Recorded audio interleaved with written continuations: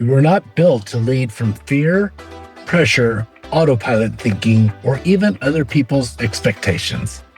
I am Lucas Sherrod, and this is the Uncaged Leader. Practical tools, real conversations, and the freedom to lead like yourself. Let's get uncaged. I spend a lot of time going around and teaching crowds of people in various parts of the country. And usually after we get done doing a seminar, we'll get feedback from the audience. And by and large, the feedback is very positive, upbeat, very encouraging. However, there was one time in Baltimore, Maryland, that I received feedback, and this was literally what the feedback said. This was a waste of an entire day. And I remember like, ouch, oh, that hurt so bad. And then I was curious about it. It's like, how could that have been a waste of an entire day? And I had just so many feelings. And it, by the way, all those feelings weren't just about the piece of feedback. It was about all the stories that I have running underneath the surface in my programming of maybe I'm not good enough. Maybe maybe I'm not making an impact, and maybe I get too much of my identity from speaking anyway. And so there's a lot of things that we all as human beings fight, but that waste of an entire day, it stuck with me. And in fact, then I started making up stories in addition to the stories I had already made up, like, well, maybe that person is just not a very good leader. Maybe that person is not a good person. Maybe that person just had no brain or whatever it was. But I remember remunerating all that, and it stung for several months. However, a couple of weeks ago, I ran into that person. I didn't know that person was the one who gave the feedback. And that person said, yeah, I came to your event several months ago, and I'm going to come to another one of your events in the next couple of months. But the last time I came to an event in Baltimore, Maryland, it was a waste of an entire day. I'm like, oh my gosh, this is the person who gave me the feedback. I go, tell me about that. He said, the acoustics were so bad in the room, I could not understand one word you said. And I have a hearing issue. In fact, I left that place early and I went and scheduled an appointment with an audiologist and got hearing aids. So I'm betting that I'm going to enjoy this next event even so much more. And here is the aha is number one is to learn how to seek to understand before you're understood. That there's generally more to the story. So when you bump into that grumpy gate attendant, or that person cuts you off in traffic, or that client just kind of goes unhinged on you, most of the times it may have nothing to do with you. There may be more to the story actually than there is. But it also was another thing. It revealed my autopilot. It revealed my deepest fears. It revealed my deepest insecurities. The instant story saying, gosh, I must have failed. I must have been terrible. Now, mind you, we had 100 and some people in the room, and everybody was overwhelmingly enthusiastic about their support and feedback. Isn't it amazing how our brain will discount the 99 people who said this was a great event, and we'll listen to that one piece of criticism? Lots of people say great things about us on social media, and then there's that one comment. Or lots of people give you great feedback, but that one person kind of gives you that side eye. It's amazing how we will look for evidence of what our story is. So be mindful. That was an evidence of I've got a story going on. I've got autopilot. I'm still very much in process with this.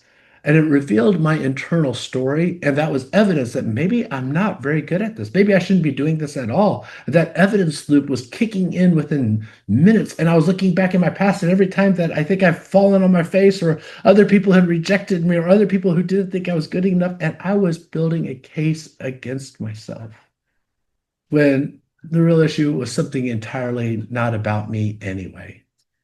Here's what I would encourage you to do. That one line had more power over me than dozens of comments.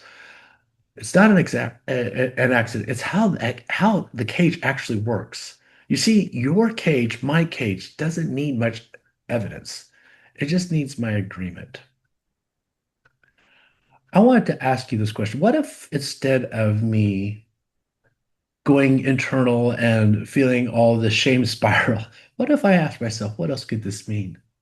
Because at that moment, it did actually mean something entirely different than what the feedback said. But what if I got curious instead of judgmental? What if instead of being hurt, I got curious? What if instead of being fixed in my mindset, I stopped judge. I held an open hand, and I was open to possibilities. So here's what I'd like you to do. Consider doing this. The feedback pause. The next time something happens, the next time you get criticized, the next time you have a negative response, or sometimes no response where you think you should have gotten a response, I want you to do 3 steps. Step number one, separate the sting from the story. You see, the sting is real and immediate. The feelings, to have emotion is just to be human. And I know that there's a whole session we could do on how so many of us were taught that our feelings are bad. In fact, when we feel something, we'd have parents or leaders say, don't feel that, or try to talk us out of our feelings. The feelings are the feelings. They just happen. Feel them. They're real and immediate. Let it exist for a moment without rushing to explain it. Step number two, ask and be curious before you absorb. Before the feedback becomes a belief about who you are, ask, what else could this mean? Generate at least a couple of explanations that have nothing to do with your competence. And then number three, be kind to yourself. Weigh the full room, not just that one critical voice. One line of criticism does not outweigh a stack of evidence. The cage wants you to believe it does. I'm going to encourage you, resist that. Don't live inside the cage of criticism. I'll never know if that man's experience changed because of something I could have done differently. Um, I don't know if he would have enjoyed the day had he been able to hear, but I do know this. The story I told myself as I was leaving that event was completely wrong. And I carried it anyway because what it felt true. It was true feelings. So the next time feedback lands like a verdict for you, pause before you sentence yourself. Ask, what else could it mean? You might just be carrying a story that isn't even yours to carry. I want to encourage you, go to www.theuncagedleader.com/resources. I have some free giveaways there for you that of words that create buy-in, things that you can say that might help people change their stories about whatever initiative you have. And once you do that, please give me some feedback. I'd love to hear what you think.